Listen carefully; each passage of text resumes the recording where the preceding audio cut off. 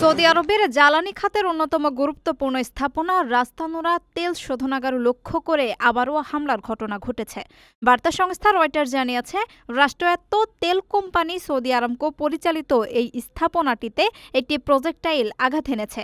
বিষয়টি সম্পর্কে অবগত দুটি সূত্রের বরাত দিয়ে হামলার এই খবরটি নিশ্চিত করা হয়েছে।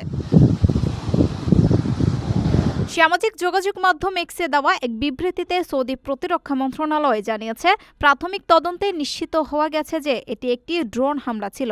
তবে সৌভাগ্যবশত হামলাটি প্রতিহত করায় শোধনাগারের কোনো ক্ষয়ক্ষতি হয়নি।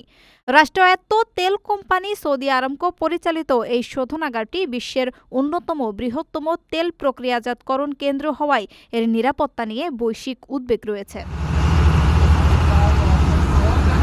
মাত্র কয়েকদিন আগেই এই শোধনাগারটির কার্যক্রম সাময়িকভাবে বন্ধ রাখতে হয়েছিল।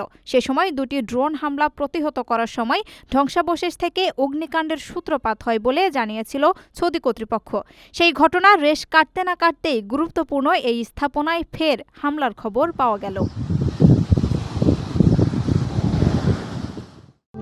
প্রবাসীদের জন্য নির্মাণ হচ্ছে দেশের প্রথম স্মার্ট সিটি, যেখানে থাকছে স্কুল, মসজিদ, হাসপাতাল, সুইমিং পুল, হেলিপ্যাড, পাঠাগার, জিম, সুপারমার্কেট, শিশু পার্ক সহ সকল নাগরিক সুবিধা।